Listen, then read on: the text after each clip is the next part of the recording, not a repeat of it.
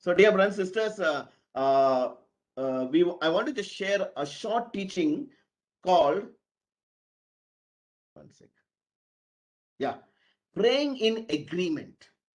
Why is it so important for all of us who gather here day after day to pray in agreement, with the Spirit, with oneness of heart, one of mind, and one of spirit? Why is this so important? Yeah. So in Matthew 18, verse 19, this is what Jesus said. Again, I say to you, if two of you agree on earth about anything they ask, it will be done for them by my Father in heaven. See what Jesus is saying. It's something amazing here. Jesus is saying, if two of you agree, see, agreeing on a petition is very important. Agreeing on the prayer that is raised here during intercession is very important. Praying in agreement. You see, but if two of you agree, look at Jesus saying, if two of you agree on earth about anything they ask, it will be done for them. So there is this power that means in agreement. When a person is praying, when the animator is raising a petition or the person is praying, we are called to agree with that person. When we agree with that person, Jesus is telling us it will be done for them. So there is this power when we agree together. We need to agree with the one praying for the petition. So what is important here is, sisters and brothers, don't sit passively. Yeah. Participate actively. That is very, very important. I know our mics are off, but you can participate actively. Agree with the person who is raising the petition. For example, let me give it to you. When a person is praying for a petition, agree with that person. Keep saying in your heart, Amen. Yes, Lord. I agree. It's very important to agree so that we are in tune with the person who's praying for that petition. We are of one heart, one mind, and one spirit. So that we also don't drift away during intercession. Yeah, the agreement while praying is critical. That's why Jesus said, if two agree upon anything on this earth, it will be done for them. Jesus is telling us, guaranteeing us that prayer, when it is raised up, or that petition, when it is raised up and there's an agreement, it will be done. So, to avoid confusion, let only the host and the co-host keep their speakers on at all times so that they can agree with the person praying. So here is something that we're going to do from now. The host and the co-host and the presenter, they will keep their mics open. Rest all, of course, our mics are locked, right? They will start agreeing with the person who's praying. Yes, Lord. Amen. Praise God. I agree. And the rest of us whose mics are not muted, unmuted, not muted, those people's mics who are muted, wherever you are, agree. No, agree, take part actively and agree with the prayer. You see, this agreement is very, very powerful. If two agree, it is extremely powerful. And we're going to do this after the teaching. We're going to keep some of those mics, host and co-host, open so that we can agree with the person who's raising the petition. So the question is, why two have to agree in prayer? What is the power of agreement? What is the power of praying in agreement? You see, in the very next verse, Jesus is saying something again amazing. In Matthew chapter 18, verse 20, Jesus saying, where two or three gather together as my followers, I am there among them.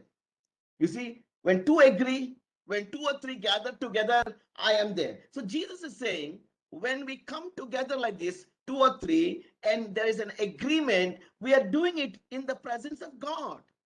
God is in our midst. Yes, we know that God is present in each one of us. He dwells within each one of us. But when we come together like this, the presence of God is also in a body. It's a collective body. It's a spiritual communion that happens when we meet every evening like this, because we're at different locations. It is a virtual meeting, but a spiritual communion is taking place. God's Spirit is present, and God's Spirit is inspiring us to raise a petition, to pray a petition, and to bring this agreement, this oneness, so that all of us, 30, 40, 50 people of us, agree on that petition. And Jesus said, if two of us agree on that petition, it will be done. Jesus is assuring us when two or three are gathered, his presence will be there. And if two agree upon any petition, he will grant it to us. So when we come together as a body. You see, this is the body. I'm sure now many of us, after coming for maybe so many, almost a year, many of us are here praying. You know, there is a bonding. There is like a family. We may not know each other, but we are connected. Spiritual connection. Spiritual connection is very important when we come together in prayer. You see, there is this power of collective prayer, corporate prayer. When we come together, we form this spiritual communion. You see, we are of one heart, one mind, and one spirit, and then we agree on the petition, and God is going to answer the petition that we raise. In Acts chapter 1, verse 14, it says, all these with one accord were devoting themselves to prayer together with the women and Mary, the mother of Jesus, and his brothers. Now we know this is just before Pentecost. All the disciples were in the upper room in one accord praying for the Holy Spirit. You see that? One accord. Oneness of heart, one of mind, one of spirit. Very important. They were, I'm sure, when it says one accord, it also means they were in agreement. They were in agreement. We're praying for the coming of the Holy Spirit. And we know in Acts chapter 2, verse 4, the Holy Spirit came upon them. And they all prayed beautifully in tongues. This one accord is very important when we all come together in intercession. We are in one accord with the animator and agree with the person who's raising the petition. When a person is raising the petition, no, be in agreement, pray in tongues. We know we are changing our method now. Yeah, the petition is stated, we pray in tongues. And as you're praying in tongues, listen to the voice of the Holy Spirit. The Holy Spirit will inspire one of you all to pray. And pray according to what the Holy Spirit is telling you. In Acts chapter 2, verse 1, it says, when the day of Pentecost arrived, they were all together in one place. Another expression in the Bible you'll find. One accord, all together. What does it mean? Together, they were physically, yes, together, spiritually together. There are one heart, one mind, one spirit. They came together. You see, when you say they came together, that's already an agreement. We come together here for intercession. There's already an agreement. What is the agreement? We are going to pray for these petitions. But we agree in a verbal way also, vocal way also. We agree with the person who's raising the petition. And verse 44, Acts chapter 2, verse 44 says again, all the believers were together and had everything in common. Amazing, right? When this happens, when we come together as a family, as a communion, you know, the spiritual communion is taking place. We agree upon every petition. God, through the power of the Holy Spirit, is actually working in our lives. He is knitting us into one body, one family. And it says that all the believers were together, had everything in common. You see, what happened? Because they all could come together, then selfishness goes, and they are thinking of others. We think of our brothers, we think of our sisters, and they are everything in common. So that, you know, that is Christianity. Christianity is all about sharing, and because, you know, charity begins at home. And it's so important for us to be moved by the Holy Spirit. Look at the scripture in Acts chapter 2, verse 46. Look at that again, that word, with one accord.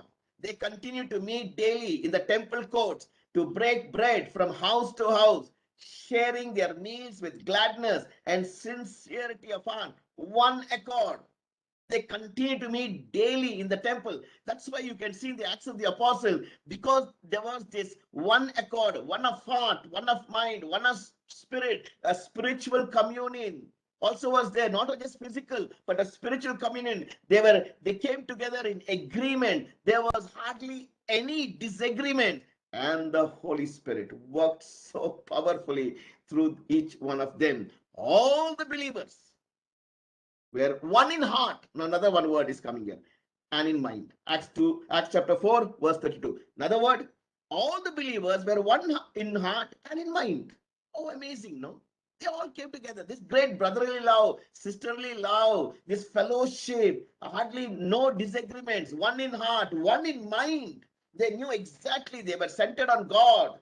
And that is why the Holy Spirit worked so powerfully in their life. Ephesians chapter 4, verse 3 says, make every effort to keep the unity of the Spirit through the bond of peace. That's why, brothers and sisters, as we come here for the intercession, we must make sure there is this unity of the Spirit through the bond of peace. Unity in our relationships, with God and with man. This is very important for the flow. This is very important for the petitions also to be granted by the Lord. We are in right standing with God and with our neighbor. We make every effort. I like that word. Every effort we make. Go out of our ways to keep the unity of the Spirit.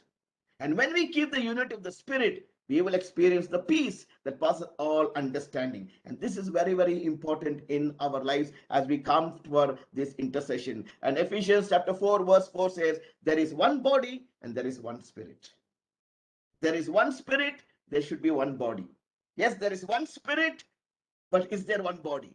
We should work towards it. Make every effort that there will be one Spirit, one body. Imagine. Then when we pray in agreement, all petitions, the Lord will answer. So in conclusion, we come to Ephesians chapter 6, verse 18, which says, pray in the Spirit at all times and on every occasion. Stay alert and be persistent in your prayers for all believers everywhere. Beautiful, right? What does it say?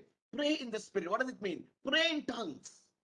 And that's why this our intercession is based on praying in tongues. There are many other ways of praying, surely, many other methods of intercession. But in this intercession group, we are praying with this method, praying in tongues. As Ephesians 6:18 says, pray in the Spirit at all times. We are encouraging everybody to pray in tongues at all times and on every occasion.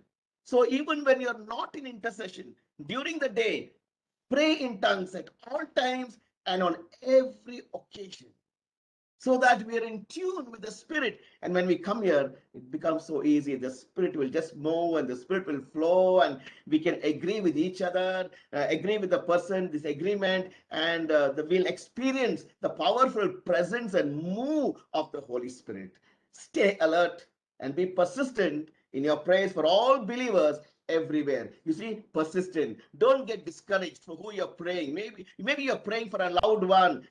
Don't get discouraged if you don't see with your naked eyes any results. No, we don't look at things like that. Yeah, we persist, we pray. It is persistence that will win the battle. It is persistence that will bring breakthroughs. It is persistence that will bring victory in our life. So my dear brothers and sisters, let us agree. Praying in agreement is so important in intercession. Praying in agreement. And that's why let us make this a spiritual communion. We knit with each other through the power of the Holy Spirit and pray in union and with communion and with agreement. Amen. God bless you.